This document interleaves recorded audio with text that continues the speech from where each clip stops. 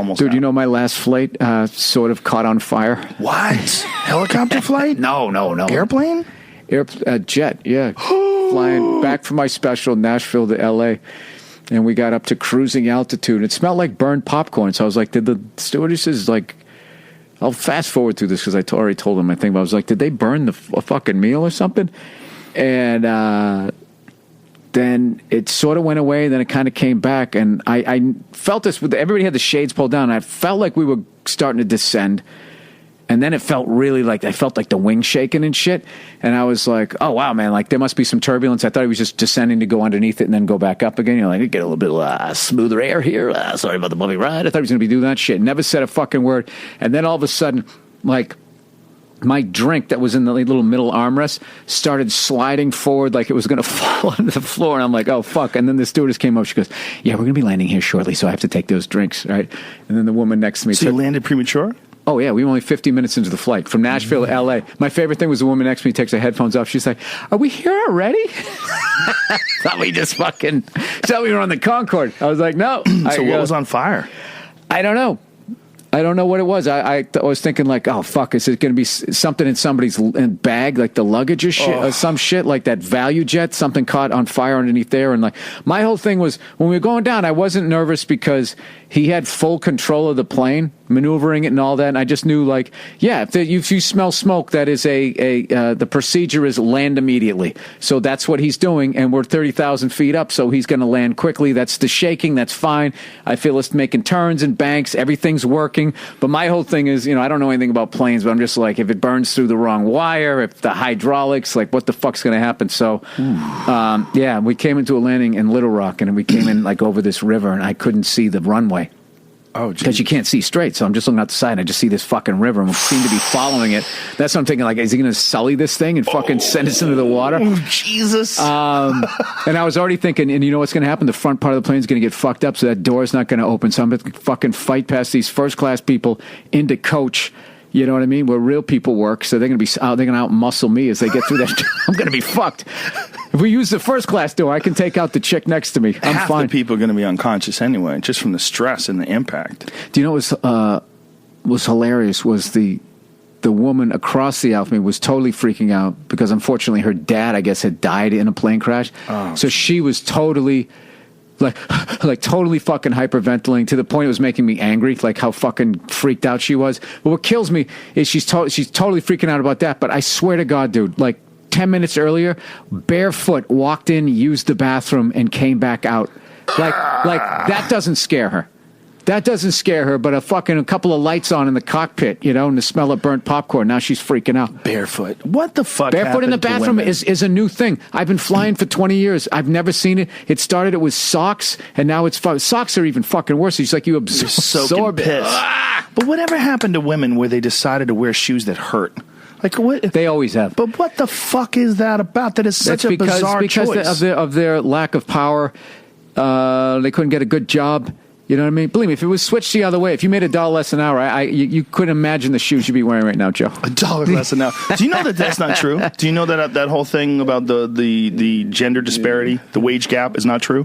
Do you know what that actually is? It's choices in jobs. It's not job for job. Like if you were an engineer and you're working next to a woman, she wouldn't be making 70 cents to your dollar. It's bullshit. It's a lie. And it's one of those propaganda things that they like to tout out. And you heard fucking Obama talk about it. Sarah Silverman talked about it when she was trying to get Hillary Clinton elected. It's a weird thing that people keep repeating. I thought she was with Bernie Sanders. I thought Sarah Silverman was with Hillary Clinton. I thought it was initially Bernie Sanders. And then maybe she was. Then everybody jumped ship and went fucking Hillary, including Bernie, who then fucking endorsed Hillary. I was just like, dude, why would you do that? There goes your credibility. You might be right. It might be Bernie she was endorsing. But it's that thing that they say that's just not true. What it is there's two factors. One, there's the less hours. Women tend to work less hours. They also tend to take risky... Because they're lazy.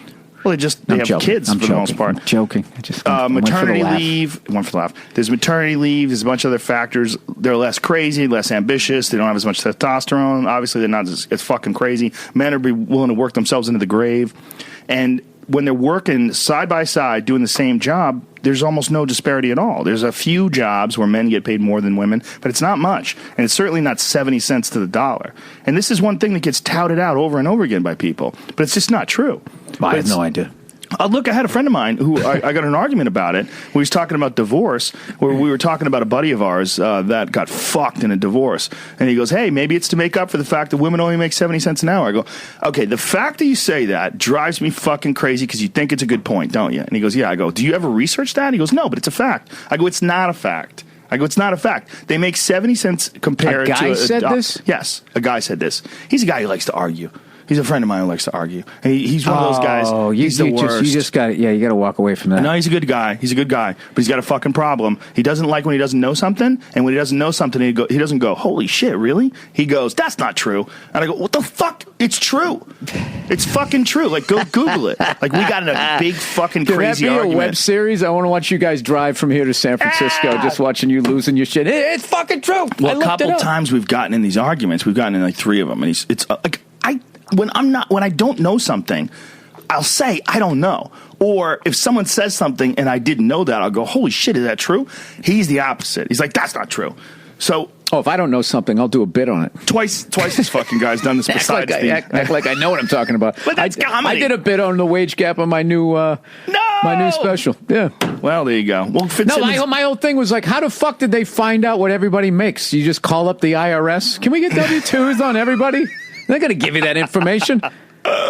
Well, I don't know. I have no idea, but all I know is it's harder for them straight across the board. That is the thing. For women? Just everything is harder, and all of our lives are easier. That's the overall fucking message. I see. You're being sarcastic. I am. No, it's just like you have one of my favorite jokes of all time about motherhood being the hardest job in the world. He goes, "How's it the hardest job in the world when you're wearing fucking pajamas all day?" yeah. No job you can do in your pajamas. I love that bit. My wife hates it.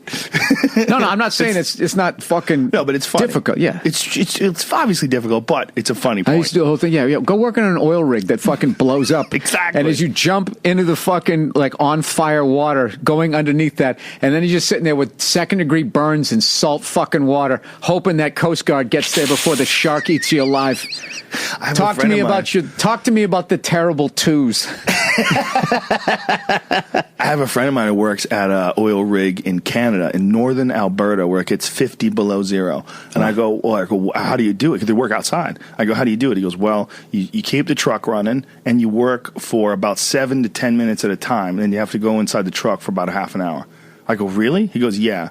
He goes, you can't take it anymore because any exposed skin you have, he goes, you try to cover your face up as much as possible. You put a ski mask on, but just your eyes, just all around your eyes is all fucked up. Like everything's fucked up. It's like it's just too cold.